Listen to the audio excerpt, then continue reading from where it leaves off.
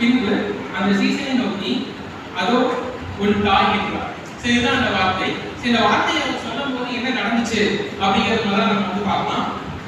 So இயேசுவின் சிலுவையின் அருகே யார் நடந்திருந்தாங்க அப்படின்னு நம்ம பார்க்கும்போது இயேசுவினுடைய அம்மா மரியாதை இருந்தாங்க. அடுத்தது மரியாதையுடைய சகோதரிகள் இருந்தாங்க. கூடவே இன்னொரு முக்கியமான ஒருத்தர் அவருடைய சீசனான யோவான் வந்துட்டு இருக்காங்க. அப்போதுதான் வந்துட்டு என்ன பண்றாரு அப்படின்னா இயேசு இந்த வார்த்தையை வந்து சொல்றாரு, ஸ்திரீயே இதோ உன் மகன் என்றார். பின்பு அந்த சீசனை நோக்கி இதோ உன் தாய் என்றார் அப்படிங்கிறத நம்ம பார்க்கணும். சரி, எந்த வசனம் என்ன தெரியுதுன்னா அவருக்கு சகோதரர்கள் இருந்திருக்காங்க, சகோதரிகள் இருந்திருக்காங்க அப்படிங்கிறது தெரியுது. அதே போல மத்தேயு 13ஆம் அதிகாரம் 55வது வசனத்திலேயே வந்து சொல்லப்பட்டிருக்கு, இவன் தச்சனுடைய குமாரன் அல்லவா, இவன் தாய் மரியாள் என்பவன் அல்லவா, யாக்கோபு, யோசே, சீமோன், யூதா என்பவர்கள் இவனுக்கு சகோதரர் அல்லவா. சோ அப்படிங்கிற மாதிரி சொல்லப்பட்டிருக்கு. சோ இந்த இடத்துல நம்ம என்ன தெரிஞ்சுக்கலாம்னா அவருக்கு சகோதரர் சகோதரிகள் இருந்திருக்காங்க. அப்படி இருந்தாங்க போது அவங்களே என்ன பண்ணிக்குவாங்க, இயேசுனுடைய அம்மாவான மரியாதை பார்த்துட்டு இருந்திருப்பாங்க. அப்புறம் ஏன் வந்துட்டு இயேசு அந்த பொறுப்பை யோவான் கிட்ட ஒப்படைச்சாரு? என்ன காரணத்துக்காக அவங்க மேல நம்பிக்கை வைக்கல? நல்லா பார்த்துக்க மாட்டாங்க அப்படிங்கிற ஒரு காரணத்தினால. சோ அதை நம்ம வந்துட்டு பார்க்கலாம். ஏன் வந்துட்டு அவருடைய சகோதரர்கள் கிட்ட அவர் வந்துட்டு ஒப்படைக்கல அப்படிங்கிறது வந்து முதல்ல நம்ம வந்து பார்க்கணும். சோ அதுக்கு முன்னாடி யோவான் 7ஆம் அதிகாரத்துல நம்ம வந்து ஃபுல்லா பார்க்கும்போது ஒரு வசனம் மட்டும் நான் சொல்றேன். 7ஆம் அதிகாரம் 5வது வசனம், அவருடைய சகோதரரும் அவரை விசுவாசியாதபடியால் இப்படி சொன்னார்கள். அவருடைய சகோதரர்களும் வந்து என்ன பண்ணல அப்படின்னா அவரை விசுவாசிக்கல.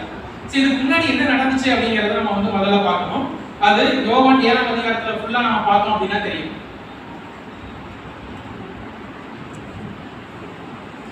சோ இயேசு வந்துட்டு எங்க இருந்தாரு அப்படின்னா யூதேயா, இயேசு கலிலேயா அப்படிங்கிற இடத்துல வந்துட்டு இருந்தாரு. அவருடைய சீசர்கள் எல்லாமே யூதேயாங்கிற இடத்துல இருந்திருப்பாங்க. அப்போ கலிலேயால இயேசு இருந்த போது அவருடைய சகோதரர்கள் வந்து அவரை பார்த்து கேட்டிருப்பாங்க, இந்த மாதிரி நீங்க அற்புதங்கள் அதிசயங்கள்லாம் வந்து செய்யறீங்க, ஆனா அது யாருக்குமே தெரியாம செய்யறீங்க. அப்படி யாருக்குமே தெரியாம செய்யறதுனால ஏதாச்சும் யூஸ் இருக்கா? நீங்க மக்களுக்கு நடுவில் பிரசித்தி பெற்றவராக மாறணும் அப்படின்னா இந்த அற்புதங்களையும் அதிசயங்களையும் நீங்க மக்களுக்கு நடுவில் போய் யூதேயால செஞ்சீங்கனாலும் உங்க சீசர்களும் அதை பார்ப்பாங்க, மக்களும் பார்ப்பாங்க, உங்களுடைய புகழ் பெருகும் அப்படின்னு சொல்றாங்க. ஆனா இயேசு வந்து என்ன சொல்லியிருப்பாரு அப்படின்னா அதற்கான வேலை எனக்கு இன்னும் வரவில்லை அப்படின்னு சொல்லியிருப்பாரு. சரி, இந்த இடத்துல இயேசு எதற்காக நமக்காக இந்த உலகத்துக்கு மனிதனாக வந்தார்? சோ பாவங்களை நீக்குவதற்காக.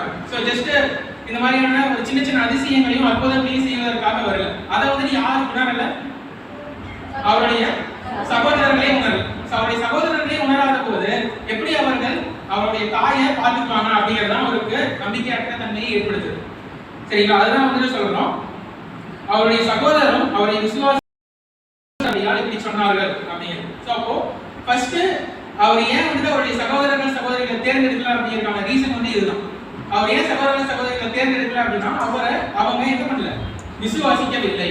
அதுதான். சரி, இதுக்கப்புறம் பின்னாடி ஒரு வசனம் பார்க்கலாம். மார்க் 3:35, தேவனுடைய சித்தத்தின்படி செய்கிறவன் எவனோ அவனே எனக்கு சகோதரனும் எனக்கு சகோதரியும் எனக்கு தாயுமாய் இருக்கிறான் என்றார். சோ இந்த இடத்துல அவங்க வந்துட்டு அவரை தேவனுடைய சித்தத்தின்படி அவரை செய்ய விடல. அப்போ அவர்கள் என்னவாக இருக்க முடியாது, அவருக்கு சகோதரனாகவும் இருக்க முடியாது, சகோதரியாகவும் இருக்க முடியாது, தாயாகவும் இருக்க முடியாது. அதான் இந்த வசனத்தை நம்ம வந்து சொல்றோம். இந்த ரீசன்னால தான் வந்துட்டு என்ன பண்ணல அப்படின்னா இயேசு சகோதர சகோதரிகள் மேல நம்பிக்கை வைக்கிறார். சரிங்களா? சோ இதான் ஃபர்ஸ்ட் பாயிண்ட். சோ செகண்ட் வந்து நம்ம என்ன பார்க்கணும் அப்படின்னா சகோதர சகோதரிகள் மேல நம்பிக்கை வைக்கல, யார் மேல நம்பிக்கை வச்சாரு? சீசர்கள் மேல நம்பிக்கை வச்சாரு. சோ சீசர்லயே ஏன் யோவான் அப்படிங்கறத வந்து பார்க்கணும். சோ மத்தேயு 12:49 வந்து பார்க்கலாம். தம்முடைய கையை தமது சீசர்களுக்கு நேரே நீட்டி, இதோ என் தாயும் என் சகோதரரும் இவர்களே. என்ன சொல்லியிருக்காரு? தம்முடைய சீசர்களை நோக்கி தான் வந்து நான் சொல்லியிருக்காரு. என்னோட தாய், தந்தை, சகோதரர்கள் எல்லாருமே வந்து யாருதான்? சீசர்கள். சீசர்கள் 12 பேர் கிட்டயும் தானே அவர் வந்து ஒப்படைச்சிருக்கணும். ஏன் யோவானை மட்டும் தேர்ந்தெடுத்தாரு?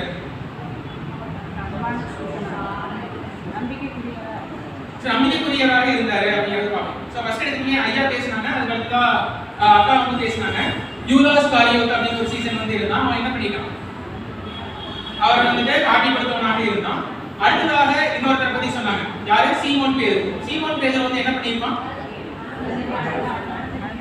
சோ இயேசு கிட்ட முன்னாடி அந்த லாஸ்ட் சப்பர் அப்படிங்கிற இடத்துல விருந்துல வந்து என்ன சொல்லியிருப்பாங்கன்னா, நான் உங்களை காட்டி கொடுக்க மாட்டேன், நான் உங்க கூடவே தான் இருப்பேன், என்ன ஆனாலும் உங்களுக்கு நான் என்ன பண்ண மாட்டேன், பிரிய மாட்டேன் அப்படின்னு வந்து சொல்லியிருப்பாங்க. ஆனா இருந்தாலுமே இயேசுவை கைது செய்ததுக்கு பிறகு 3 பேர் அவர் பார்த்து கேட்பாங்க, நீ கலிலேயன் தானே, இயேசுவோட தானே இருந்த அப்படின்னு வந்து சொல்லியிருப்பாங்க. ஆனா அப்ப வந்துட்டு அவர் என்ன சொல்லல, நான் இயேசுவை பத்தி எனக்கு தெரியவே தெரியாது, அவருக்கும் எனக்கு எந்த ஒரு சம்பந்தமே இல்லைன்னு சொல்லி அவரை தெரியாதுன்னு சொல்லி மறுதளிச்சிருவாரு. சோ இந்த மாதிரி தான் வந்துட்டு யூதாஸ் காரியோத்தும் சொன்னாரு, அடுத்ததா சீமோன் பேதுரு வந்து சொன்னாங்க. மற்ற சீசர்கள் வந்து என்ன பண்ணாங்க அப்படிங்கறத பத்தி நமக்கு தெரியும். ஆனா அந்த இடத்துல லாஸ்ட்ல யார் மட்டும் தான் இருந்தாங்க, யோவான் அப்படிங்கிறவர் மட்டும் தான் இருந்தாரு. சோ அதனாலதான் வந்து அவர் என்ன பண்ணாங்கன்னா யோவானை நோக்கி சொல்லிடுவார். சோ நம்ம யோவான் 19:26 வந்து நம்ம பார்க்கலாம். அப்பொழுது இயேசு தம்முடைய தாயையும் அருகே நின்ற தமக்கு அன்பாய் இருந்த சீசனையும் கண்டு. சோ தமக்கு அன்பாய் இருந்த சீசன் வந்து யாருதான்? யோவான். சோ தமக்கு அன்பாய் இருந்த சீசனையும் கண்டு தம்முடைய தாயை நோக்கி, ஸ்திரீயே அதோ உன் தாய் என்றார், அதோ உன் மகன் என்றார் அப்படிங்கறத நம்ம வந்து பார்க்கிறோம். சோ ஃபர்ஸ்ட் ஆஃப் ஆல் நம்ம வந்து என்ன தெரிஞ்சுக்கிட்டோம் அப்படின்னா, ஏன் அவரு சகோதர சகோதரிகளை ஒப்படைக்கல அப்படிங்கறத தெரிஞ்சுக்கிட்டோம். ரெண்டாவது ஏன் யோவானை தேர்ந்தெடுத்தாருன்னு தெரிஞ்சுக்கிட்டோம். சோ இன்னொன்னு இந்த வார்த்தைகள்ல இன்னொரு முக்கியமான ஒரு பாயிண்ட் இருக்கு, அதை நம்ம தெரிஞ்சுக்கணும். இதுல வந்துட்டு அவரு அம்மா அப்படிங்கிற வார்த்தையை யூஸ் பண்ணல. சோ நம்ம நல்லா பார்த்தோம்னா தெரியும், நிறைய இடங்கள்ல அவர் என்ன யூஸ் பண்ண மாட்டாங்கன்னா அம்மா அப்படிங்கிற வார்த்தையை யூஸ் பண்ண மாட்டாங்க. என்னதான் யூஸ் பண்ணிருக்காரு? ஸ்திரீ அப்படிங்கிற வார்த்தையை தான் யூஸ் பண்ணிருக்காரு. சோ ஸ்திரீ அப்படின்னா ஒரு மரியாதை இல்லாத ஒரு வார்த்தையா அப்படின்னு கேட்டீங்கன்னா, சோ மரியாதை இல்லாத ஒரு வார்த்தை கிடையாது, மரியாதை உடைய ஒரு வார்த்தை தான். சோ ஸ்திரீ அப்படிங்கிற வார்த்தையை யூஸ் பண்ணிப்பாரு. இதுக்கு முன்னாடி கானாவூர் கல்யாணத்திலயுமே வந்து பாத்தீங்கன்னா அந்த திராட்சரசம் தீர்ந்து போயிடும். அப்ப வந்துட்டு மரியாதை வந்து என்ன பண்ணிருப்பாங்கன்னா இயேசு கிட்ட சொல்லியிருப்பாங்க. அப்ப அவர் என்ன சொல்லுவாருன்னா, அதற்கு இயேசு, ஸ்திரீயே எனக்கும் உனக்கும் என்ன, என் வேலை இன்னும் வரவில்லை என்றார். அவருக்கான வேலை இன்னும் வரல அப்படிங்கறத வந்து சொல்லியிருப்பாரு. அந்த இடத்துலயுமே அவர் வந்து என்னதான் யூஸ் பண்ணிருப்பாங்கன்னா ஸ்திரீங்கிற வார்த்தையை தான் யூஸ் பண்ணிருக்காரு. ஏன் அவர் அம்மான்னு யூஸ் பண்ணல, ஸ்திரீங்கிற வார்த்தையை யூஸ் பண்ணாரு?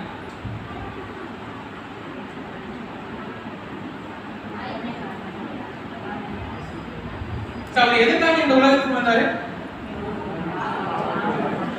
அவர் வந்து ஒரு பிளட் ரிலேஷனால அந்த குடும்பத்துக்கு மட்டும் இருக்கக்கூடிய ஒருத்தராக வரல. அவர் யாருக்காக வந்திருக்காரு? இந்த உலகத்தினுடைய பாவத்தை சுமந்து தீர்க்கிறதுக்காக. சோ அப்ப அம்மான்னு சொன்னாங்கன்னா அவர் வந்துட்டு யாருக்கு மட்டும் சொந்தமானவராக மாறிடுவாரு? அவங்க குடும்பத்துக்கு மட்டும் சொந்தமானவராக மாறிடுவாரு, எல்லாத்துக்குமானவராக இருக்க மாட்டார். சோ அதுதான் வந்து இந்த வார்த்தையை வந்து டிஃபைன் பண்ணுது. சோ அதனாலதான் வந்து இந்த வார்த்தையை வந்து யூஸ் பண்ணியிருக்காரு, ஸ்திரீ அப்படிங்கிற வார்த்தையை வந்து யூஸ் பண்ணியிருக்காரு. சரிங்களா? சோ இதுதான் இந்த வார்த்தையில நம்ம தெரிஞ்சுக்கக்கூடியது இதுதான். சோ ஃபர்ஸ்ட் ஆஃப் ஆல் அந்த ஸ்திரீங்கிற வார்த்தை என்னன்னு பார்த்தோம். அதுதான் சகோதர சகோதரிகள் ஏன் கொடுக்கல அப்படிங்கறத வந்து பார்த்தோம். மூணாவது ஏன் யோவானை தேர்ந்தெடுத்தாருன்னு பார்த்தோம்.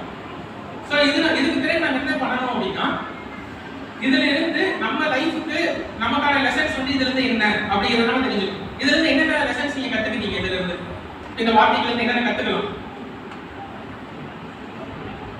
சோ அதுக்கு தான் நம்ம சர்ச்சுக்கு வரோம். சோ நம்ம ஜஸ்ட் இந்த வார்த்தைகளை கேட்கறதுக்காக மட்டும் வரல, இந்த வார்த்தைகள்ல வந்து டீப்பரான மீனிங்ஸ் இருக்கு, உள்ளார்ந்த அர்த்தங்கள் நிறைய இருக்கு. இந்த அர்த்தங்களை வந்துட்டு நம்ம என்ன பண்ணணும்? கேட்கணும், தெரிஞ்சுக்கணும், அதை ஃபாலோ பண்ணணும், சோ நடைமுறைப்படுத்தணும். சோ அப்படின்னா தான் அதுக்கான மொத்த யூஸுமே வந்துட்டு அதுக்கு தான் இருக்கு. சோ அப்ப இதுல இருந்து என்னென்ன நம்ம தெரிஞ்சுக்கலாம், என்னென்ன தெரிஞ்சுக்கிட்டீங்க நீங்க?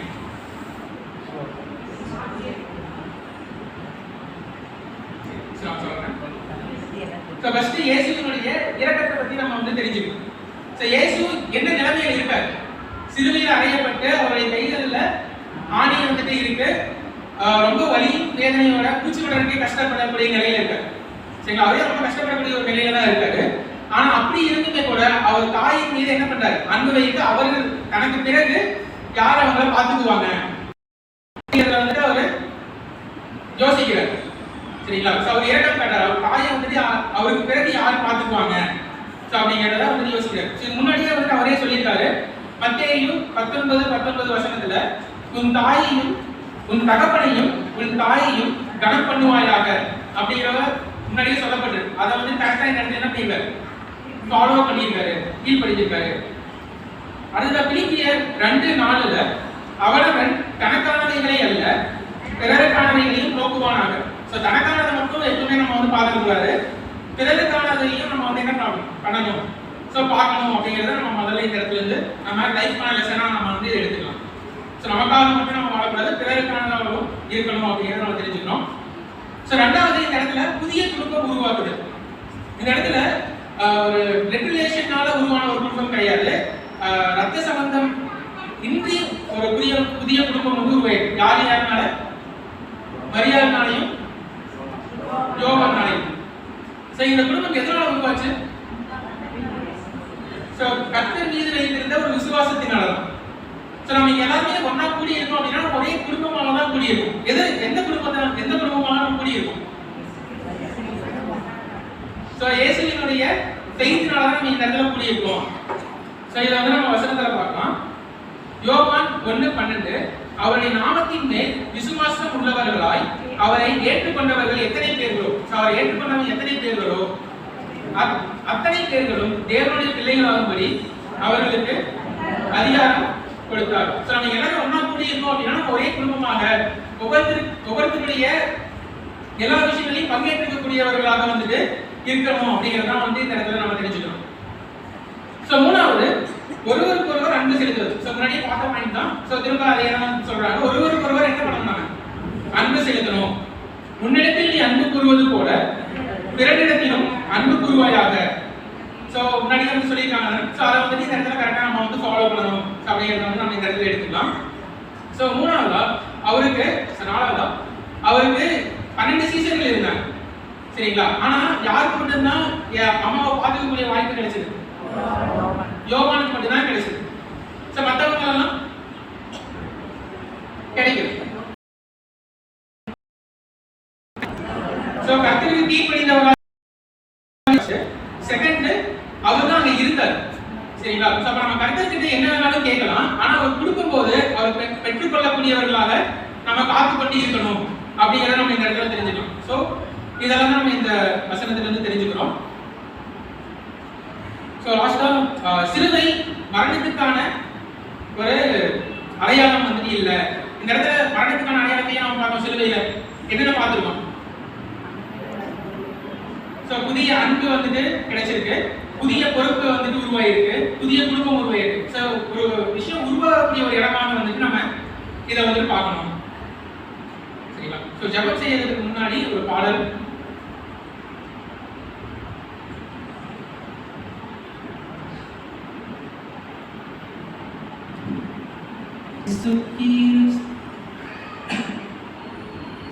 இயேசு கிறிஸ்துவின் அன்பு என்றும் மாறாதது. இயேசு கிறிஸ்துவின் மாறா கிருபை என்றும் குறையாதது. இயேசு கிறிஸ்துவின் மாறா கிருபை என்றும் குறையாதது.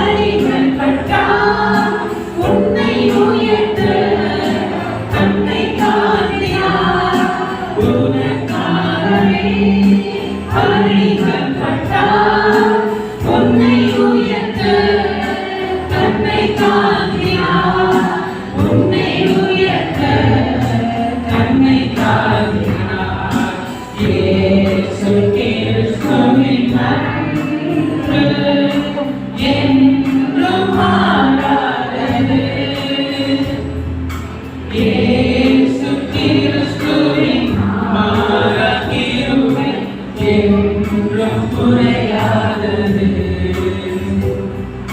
இயேசு